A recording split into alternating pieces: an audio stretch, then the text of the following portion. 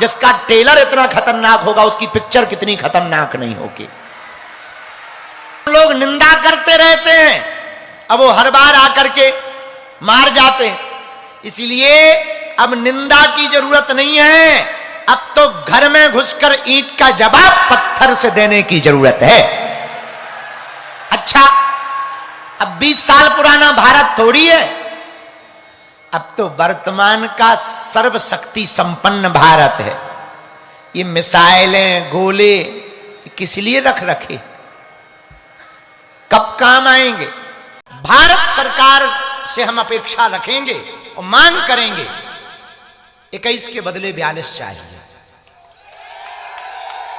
26 के बदले 52 चाहिए, और हम तो ये कहेंगे कि पाकिस्तानी पूरा ले आओ अपने में।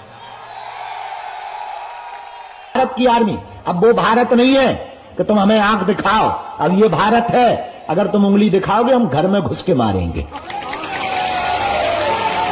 मजा देखना भारतीय आर्मी का। I proud of you Indian army, कि हम 300 किलोमीटर भीतर घुसकर लाहौर में और कराची में घुस के मार रहे हैं। इसी को जलवा कहते हैं। पहले बॉर्डर पर लड़ते थे, अब उनके घर में घुसकर मारते हैं और आंख दिखा के कहते हैं कि छेड़ोगे तो छोड़ेंगे नहीं। दहशत में, और पाकिस्तान वालों को दहशत में रहना ही चाहिए। जब विचार करो सिंदूर इतना खतरनाक है तो हल्दी और मेहंदी कितनी खतरनाक नहीं होगी। अच्छा, पाकिस्तान वालों को हम सूचना भी देना चाहते हैं कि बताओ सिंदूर तो झांकी है, हल्दी मेहंदी बाकी है, अब बताओ हल्दी मेहंदी के बाद में फिर विदाई भी तो होती है।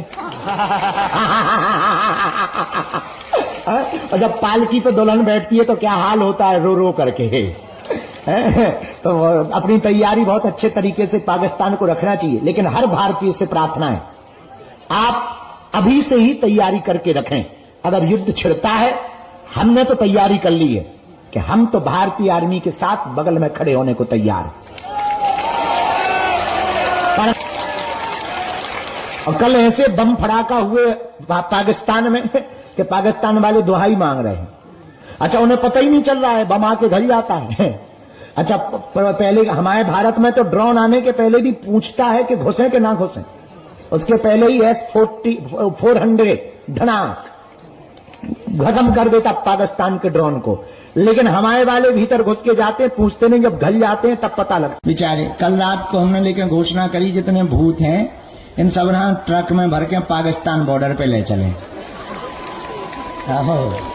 वहां पे ज्यादा जरूरत है। लेकिन सब भूत जो है आगे के लगे थे।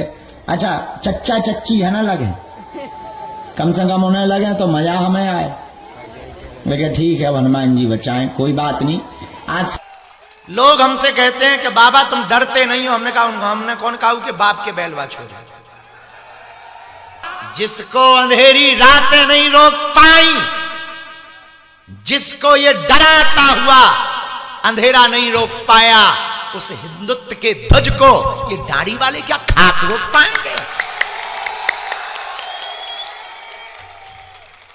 ये मजहब के नाम पर गोली चलाने, बात तो ठीक है, लेकिन किसी ने हमसे पूछा कि तुम इतनी जगह भागते क्यों हो, दौड़ते क्यों हो? हमने कहा एक ही सपना है, भारत हिंदू राष्ट्र हो जाए। अगर आज हम जगेंगे तो आने वाली हमारी हिंदुओं की बेटियां चैन से सो पाएंगी, हिंदुओं के बच्चे चैन से सो पाएंगे। तुमने पहलगांव में तो देखा होगा, उन्होंने ये नहीं पूछा कि तुम तमिल बोलते हो, गुजराती बोलते हो, मराठी बोलते हो, मलयालम बोलते हो, तेलुगु बोलते हो, या पंजाबी बोलते हो, या उर्दू बोलते हो। उन्होंने ये नहीं पूछा तुम गुजराती हो, पंजाबी हो, बिहारी हो, मध्य प्रदेशी हो, राजस्थानी हो, हरियाणवी हो, मध्य कहाँ के हो। उन्होंने सिर्फ ये पूछा क्या तुम कलमा पढ़ते हो, क्या तुम मुसलमान हो, और गोली मार दी।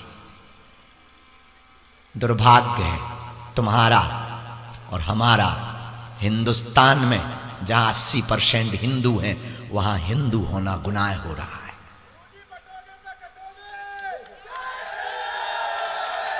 इसीलिए दादरी वालों, हमने प्रण लिया, अब पदयात्रा हम जल्दी करने वाले हैं। और दिल्ली से वृंदावन तक की पदयात्रा की तैयारियों के लिए हम आए हैं। कल से पश्चिमी बिहार में कथा है 5 दिन की, और 5 दिन में हम तैयारी करके जाएंगे और यहीं तारीख घोषित करके जाएंगे और गांव गांव जाकर लगभग 700 गांवों में लाखों करोड़ों हिंदुओं को साथ लेकर भारत को हिंदू राष्ट्र बनाने का सब संकल्प लेंगे। और जब तक भारत हिंदू राष्ट्र हो नहीं जाएगा चैन से नहीं बैठेंगे। और तुमसे भी एक बात कहेंगे, देखो ना तो हमें नेता बनना है ना तुमसे वोट लेनी, पर एक बात कहेंगे, पूछो क्या? अरे पूछो तो, तुम हमारा साथ दो, हम तुम्हें हिंदू राष्ट्र देंगे। कभी तुम ऊ वालों को देखना, हम नाम नहीं लेते हैं, समझदार को इशारा काफी होता है। कभी तुम उनको देखना, मकान एक होगा पर हरे झंडे 4 हैं। मकान एक झंडे 4, क्यों? वो बताना चाहते हैं, देख लो। और अपने में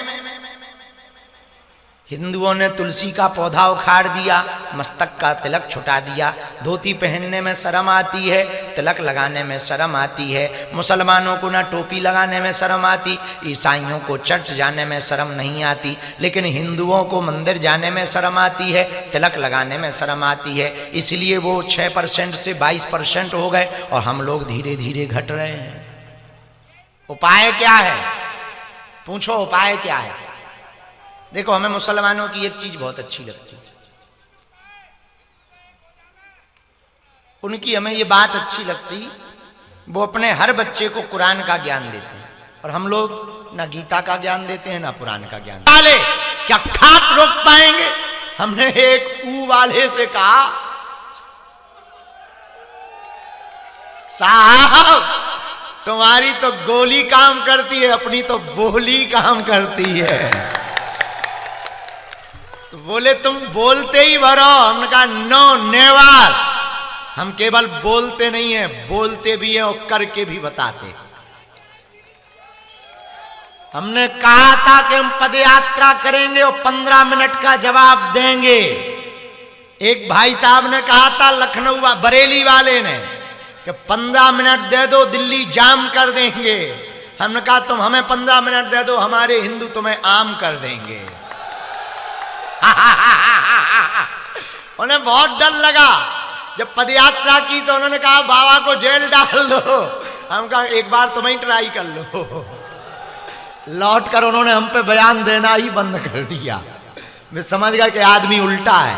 तो मेरे पागलों, अगर युद्ध छिड़े तो तुम अपने बच्चों को भी तैयार रखना, तुम्हारे बेटा को भी तैयार रखना, और विवाहित माताओं से प्रार्थना है अपने पतियों को तैयार रखना। सरहद पर जाना पड़े देश को बचाने के लिए तो बिना रोके टोके अपने बच्चों को या अपने पति को सरहद पर भेज देना। और हाँ, हम कह देते हैं कि हम पहले नंबर पर जाएंगे, ये पहले लिखो।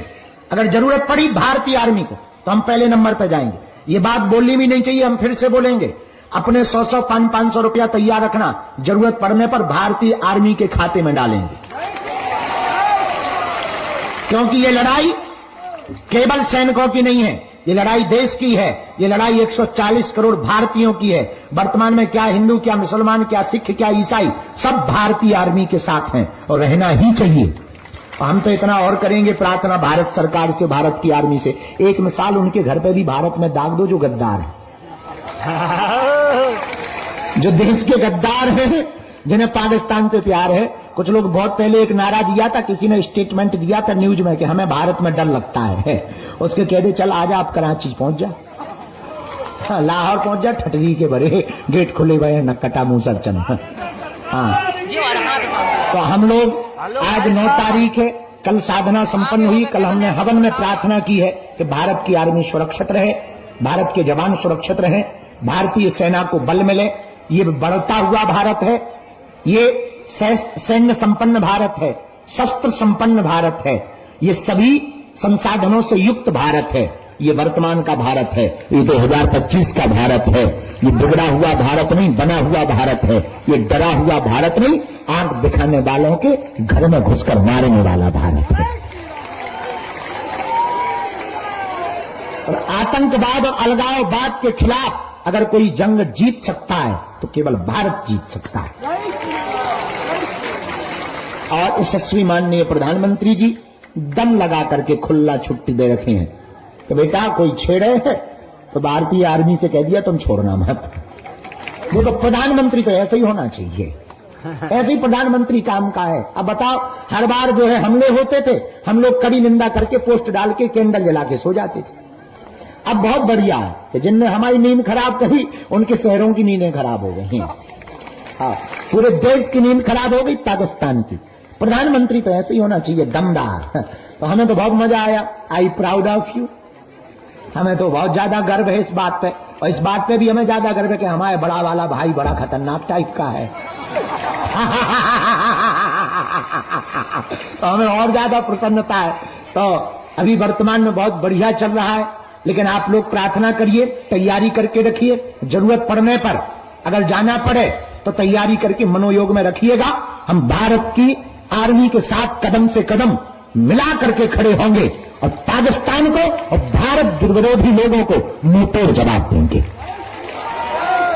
भारत की सभी पार्टियों से हम प्रार्थना करेंगे, आपसी लड़ाई अपने आप में है, चाहे वो सपा हो, कांग्रेस हो, बसपा हो या अकाली दल हो, जनसत्ता हो, जो भी दल है, सब पार्टियों से प्रार्थना है। आपसी असहमति अपनी जगह है, पर देश के लिए हम एकजुटता दिखाते रहें, ताकि देश के दुश्मनों को ये लगे कि हम आपस में भले ही अलग हैं पर दुश्मनों के लिए एक हैं।